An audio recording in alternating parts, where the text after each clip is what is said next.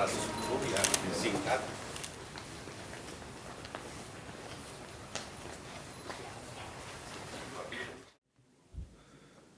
Assalamualaikum warahmatullahi wabarakatuh. Salam sejahtera, Shalom, Om Swastiastu, Namo Buddhaya, salam kebajikan, Rahayu Rahayu. Yang saya hormati Pak Gubernur dan Pak Wakil Gubernur Lemhanas, yang saya hormati para peserta P4N dan P3N. Ini tadi saya kira luar biasa sekali dua paparan yang disajikan tadi, banyak menyinggung masalah AI, hilirisasi, dan saya dengar ini sudah muter dan menerima pembekalan dari kurang lebih 13 instansi ya Pak Gubernur ya. Saya kira luar biasa. Tapi coba ini Pak, minta wireless mic dong Pak. Kan sudah bertemu dengan menteri-menteri, instansi-instansi terkait, mungkin ada masukan-masukan Pak yang lebih detail, yang lebih strategis terkait ini. Mungkin ada beberapa kementerian yang roadmap-nya harus dirubah atau roadmap-nya belum begitu detail. Coba seperti apa? Ini hari ini kita diskusi aja. Monggo, silahkan. Ada mic wireless. Siap. Mari silakan. Siap.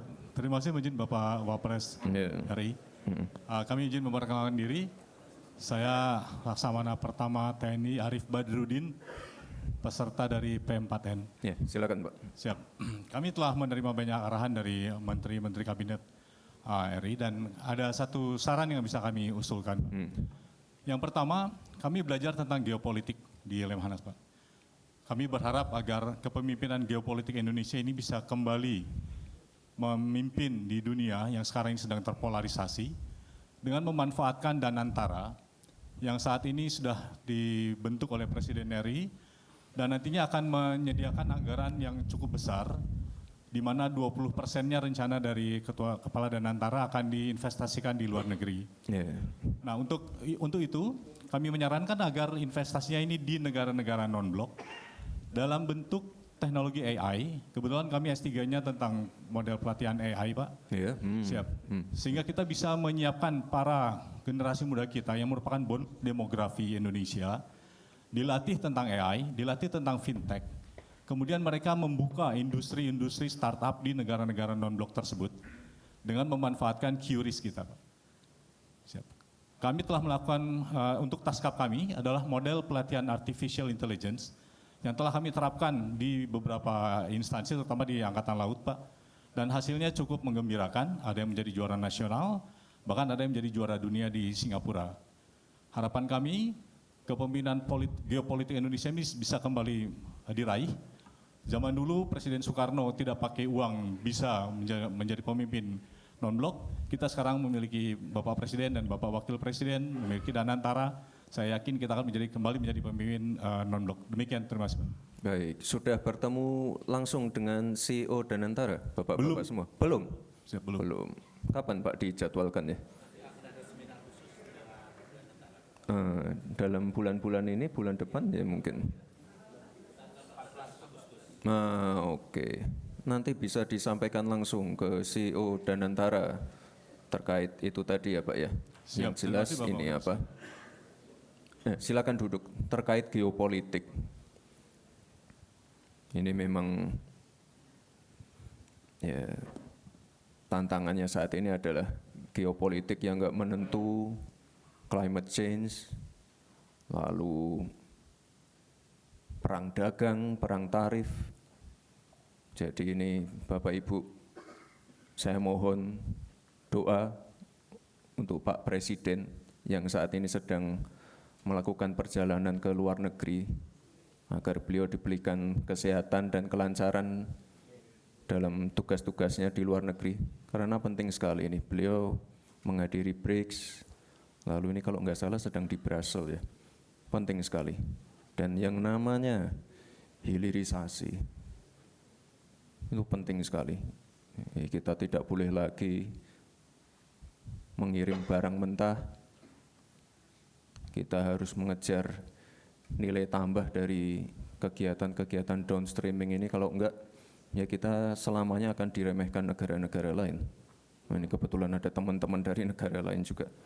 Kita benar-benar fokus di situ, fokus di AI, fokus di hilirisasi, fokus di pengembangan SDM. Di bulan ini Pak Presiden juga akan segera meluncurkan sekolah rakyat, meluncurkan koperasi merah putih. Nah, ini untuk menghadapi tantangan-tantangan ke depan. Geopolitik, Rusia, Ukraina, Israel, Palestina, Israel, Iran, perubahan iklim.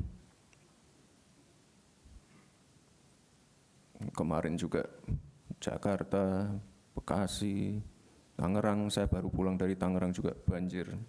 Ini harus ditindaklanjuti juga. Banjir, kekeringan ekstrim. Lalu masalah perang tarif. Ini kita sedang bernegosiasi juga. Disrupsi teknologi, AI, blockchain, kripto. Nah, ini saya harap nanti Bapak Ibu semua lebih aware dengan tantangan-tantangan ini. Jadi fokus kita, fokus Pak Presiden, ini sudah jelas hilirisasi, swasembada energi, swasembada pangan, energi baru terbarukan. Nah, kemarin Pak Presiden baru aja meresmikan juga salah satu fasilitas besar di Karawang, pabrik baterai. Ada juga beberapa bulan lalu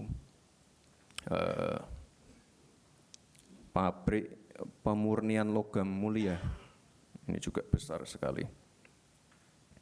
Bapak dan Ibu yang saya hormati, sering saya paparkan pada waktu saya masih wali kota, kampanye, debat pilpres tentang pentingnya ini bonus demografi. Jadi kesempatan seperti ini tuh hanya datang sekali. Jadi kita harus benar-benar hati-hati menyiapkan SDM terbaik. Itulah tadi kenapa Pak Presiden menyiapkan sekolah rakyat. Selain sekolah rakyat ada juga sekolah Garuda, sekolah unggulan.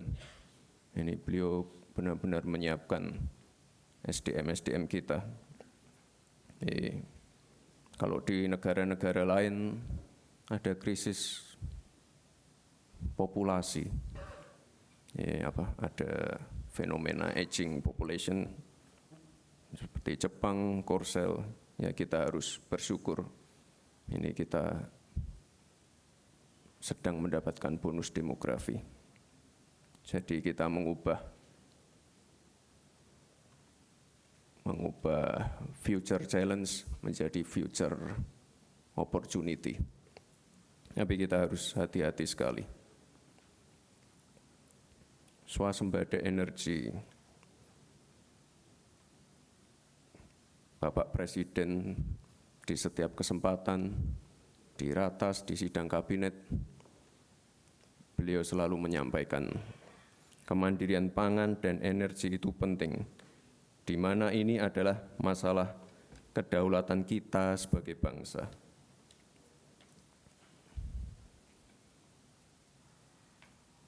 Saya baru aja pulang dari Jogja, panen tebu, lalu dari Banyuwangi panen tebu juga, beberapa waktu yang lalu panen beras di Ngawi. Ini saat ini stok beras kita capaiannya tertinggi selama 23 tahun terakhir, 4,25 juta ton. Ini sangat luar biasa sekali, di mana negara-negara lain lagi kekurangan, kita surplusnya luar biasa ini. Ini kalau masalah beras sudah kita beresi ya, masalah air, masalah pupuk, masalah mafia berasnya.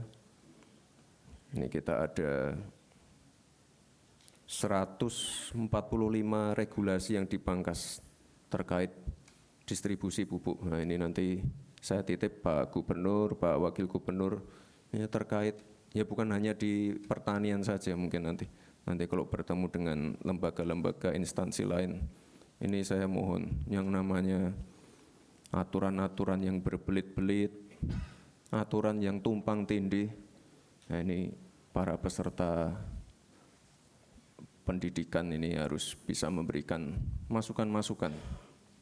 Kita pengen yang cepat-cepat aja. 145 regulasi dipangkas. Ada 53 bendungan baru dibangun.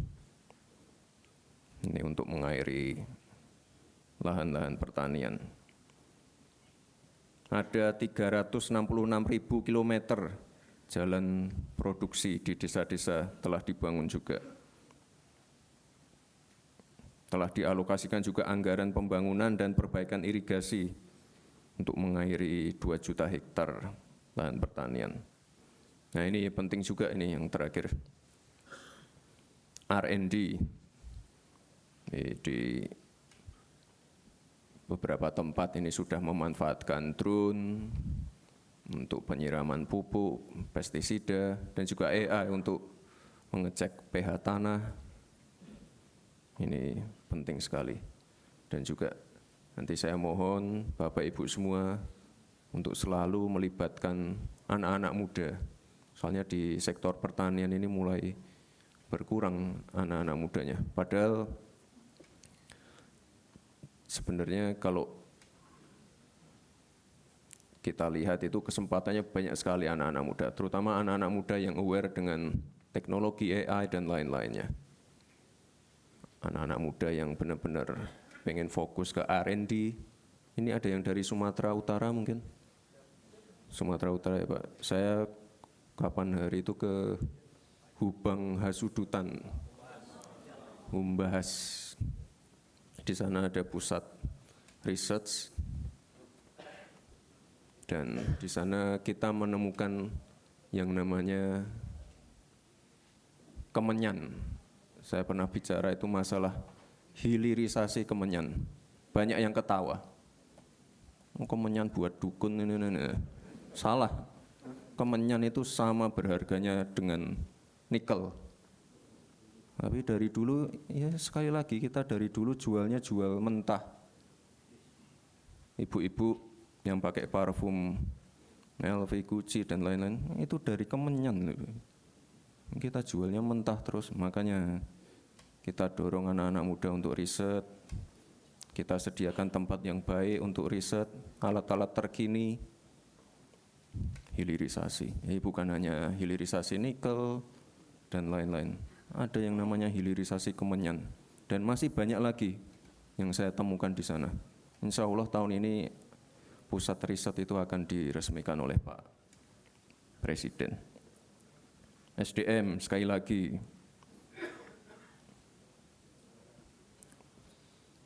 Sekarang kan sudah ada program MBG, ada CKG. Kemarin kalau saya cek terakhir untuk cek pengecekan kesehatan gratis itu sudah ada sekitar 10 juta orang yang memanfaatkan program ini. Penting sekali untuk deteksi dini. Jadi di usia dini sudah teridentifikasi penyakitnya apa, jadi pengobatannya lebih awal sehingga nanti angka harapan hidup bisa lebih tinggi. Sekolah Garuda, sekolah rakyat, dan juga program-program seperti KIS, KIP ini tetap akan dilanjutkan. Minggu ini program-program seperti BSU untuk warga yang gajinya di bawah UMR ini juga akan segera disalurkan. Lalu di sekolah-sekolah SD, SMP, SMA nanti ada kurikulum pelajaran pilihan, pelajaran coding dan AI di sekolah-sekolah. Ini penting sekali. Pak Presiden malah mengusulkan pelajaran matematika di tingkat TK. Penting sekali. Dan juga di tahun ini ada sekitar 19 T untuk merenovasi sekolah-sekolah yang rusak. Jadi Pak Presiden ini benar-benar punya concern yang sangat tinggi terkait pendidikan dan SDM kita. Mungkin ada yang mengusulkan lagi untuk masalah SDM, pendidikan, Bapak Ibu. Gantian yang ibu-ibu. Minta mikrofon, Mas. Silahkan. Baik, terima kasih Bapak Wakil Presiden yang kami banggakan. Saya Kartini, perwakilan dari Majelis Ulama Indonesia. Saat ini kita melihat bahwa pendidikan ini sangat penting dan memang kami berharap hilirisasi ini juga mulai dari sekolah-sekolah yang ada di Indonesia. Selama ini apapun hasil dari research, kemudian hasil penelitian-penelitian itu tidak ada kontribusi yang melekat dengan dunia usaha gitu. Jadi misalnya penelitian-penelitian saat ini tidak langsung bisa menghasilkan sesuatu yang bisa dilakukan, yang bisa berguna untuk bangsa ini karena hanya berupa kertas atau paper. Dana-dana untuk penelitian, dana-dana untuk melakukan research itu sangat kecil sekali gitu. Nah, berharap hilirisasi ini juga, ini kaitannya juga dengan dunia pendidikan. Seperti yang tadi Bapak sampaikan, mulai dari pendidikan paling dasar, misalnya dari TK, PAUD, kemudian SD, SMP, SMA, ini juga memungkinkan untuk bisa dikembangkan lebih kuat lagi. Saya beberapa kali kunjungan ke luar negeri mewakili dari Indonesia kaitannya dengan pendidikan yang ada saat ini. Kami berharap memang dilibatkan dengan program hilirisasi ini. Sekaligus ke depan itu hilirisasi ini juga melibatkan dari kementerian yang ada, dari Kemendikdasmen, Kemendristekdikti dan Kementerian Agama yang di sana juga ada ribuan sekolah-sekolah kita. Bagaimana lembaga pendidikan kita akan maju karena kita berharap ada sentuhan-sentuhan yang saat ini dari hilirisasi ini yang kemudian bisa didanai oleh Danantara dan dari semua aspek yang ada. Itu yang kami harapkan. Dan yang terakhir adalah hasil-hasil produk yang kemudian yang dikembangkan di dunia pendidikan itu juga bisa kolaborasi dengan dunia usaha. Itu yang kita harapkan dari beberapa kali dari diskusi yang ada. Dan terakhir ini adalah banyak sekali dari teman-teman ini adalah para ahlinya dari dunia pendidikan. Mudah-mudahan Bapak bisa berkenan ke depan ini juga dilibatkan. Terima kasih. Assalamualaikum warahmatullahi wabarakatuh. Waalaikumsalam. Ya itulah kenapa tadi saya menyinggung sedikit masalah R&D research yang ada di Humbas tadi, Bu. Nah, kita ke depan pengen ada lebih banyak lagi tempat-tempat seperti itu.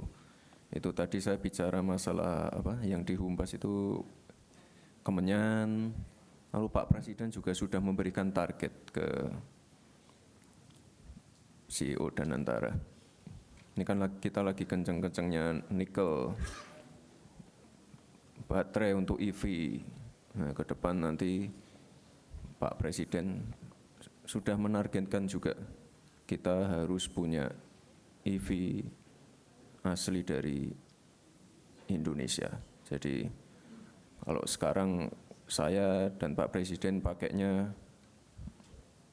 mobil maung dari Pindad, nah ini ke depan akan kita kembangkan lagi. Dan ya sekali lagi Ibu, kita nggak boleh ketinggalan dari negara-negara lain. Anak-anak muda, usia produktif, nah ini yang harus kita dorong terus. R&D penting, tapi R&D yang harus di follow up dan bisa memberikan multiplier effect yang baik ke masyarakat. R&D, ketemu formulasinya, produk unggulannya apa, ini yang harus dikejar terus. Jadi tidak bisa berhenti di R&D-nya saja, tapi harus benar-benar jadi produk unggulan kita. Sekali lagi Bapak Ibu, saya mohon dukungannya untuk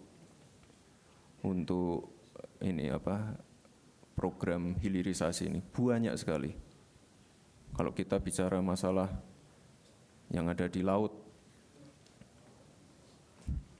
hilirisasi rumput laut banyak, produk turunannya banyak. Tapi sekali lagi kita dari dulu tuh ngirimnya barang mentah. ikan-ikan kita. Harusnya kita dari dulu bikin cold storage, bikin industri pabrik pengalengan. Ini yang kita kejar sekarang. Baik Bapak Ibu yang saya hormati,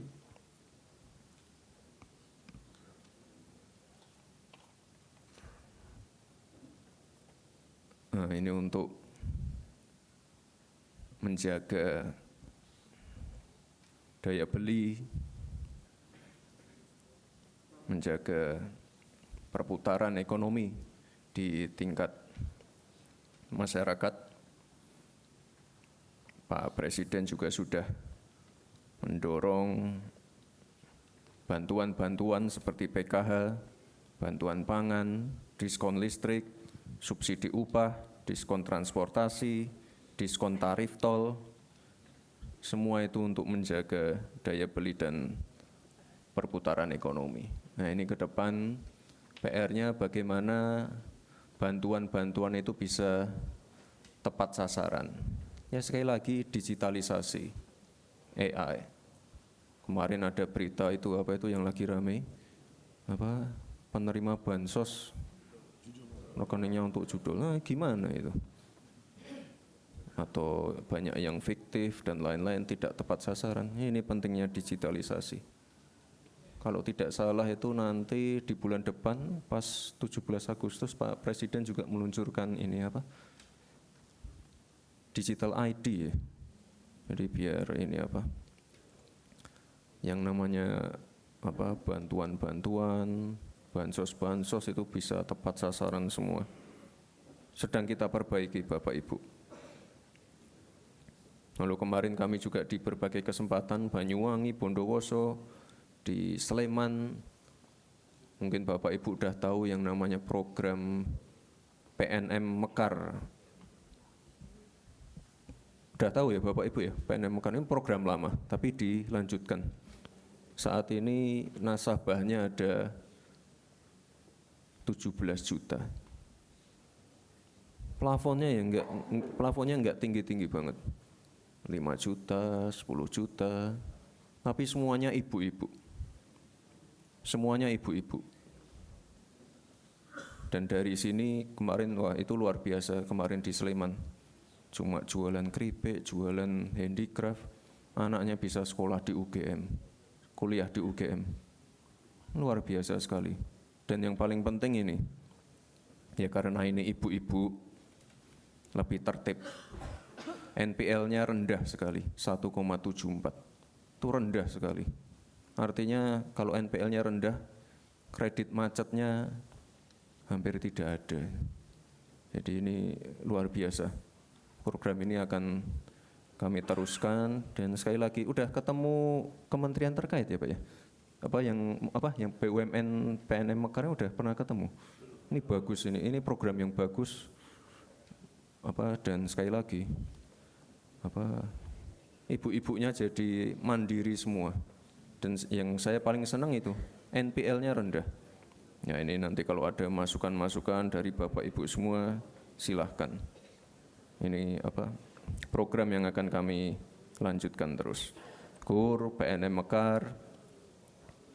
Lalu di tanggal 19 atau 20 besok Pak Presiden setelah pulang dari luar negeri akan meluncurkan koperasi merah putih. Ini untuk memperkuat ekonomi di desa dan juga pemerataan ekonomi.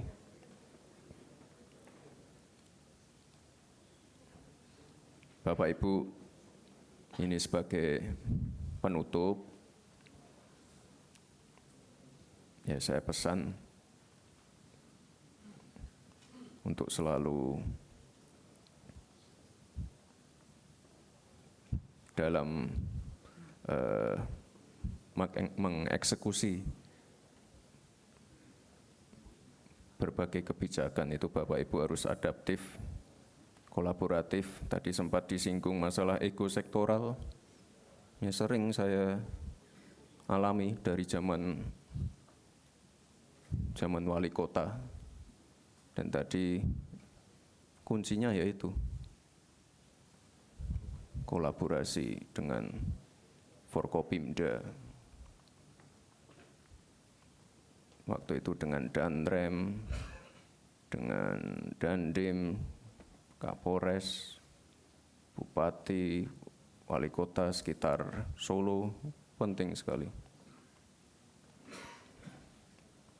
Sekarang misalnya swasembada pangan, itu jangan salah loh Bapak Ibu, itu melibatkan TNI Polri loh. Kemarin kita panen tebu itu yang membackup Pak Panglima. Ada juga panen jagung itu yang membackup Pak Kapolri. Ini semuanya berkolaborasi.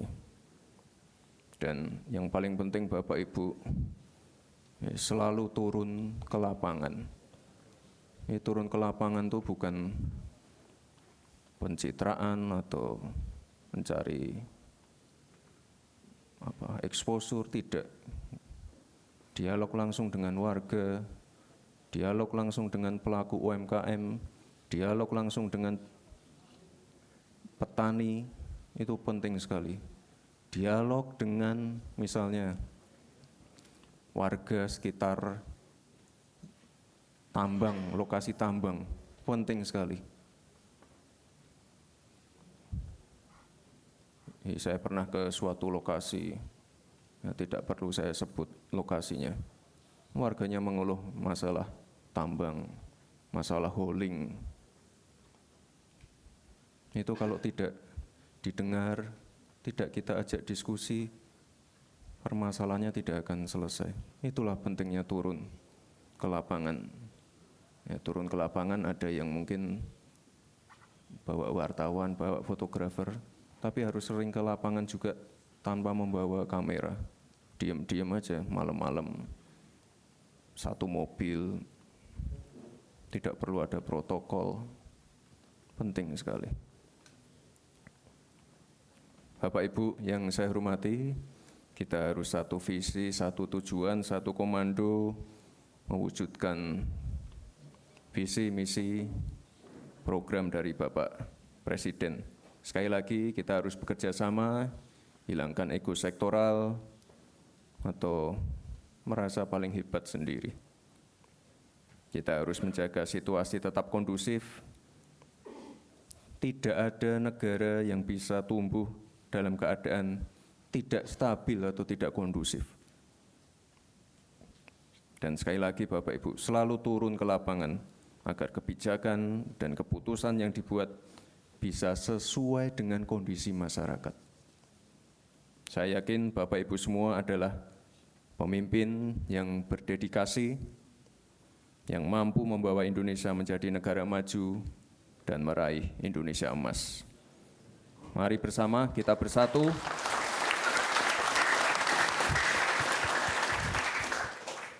Mari bersama kita bersatu membangun bangsa yang kita cintai ini.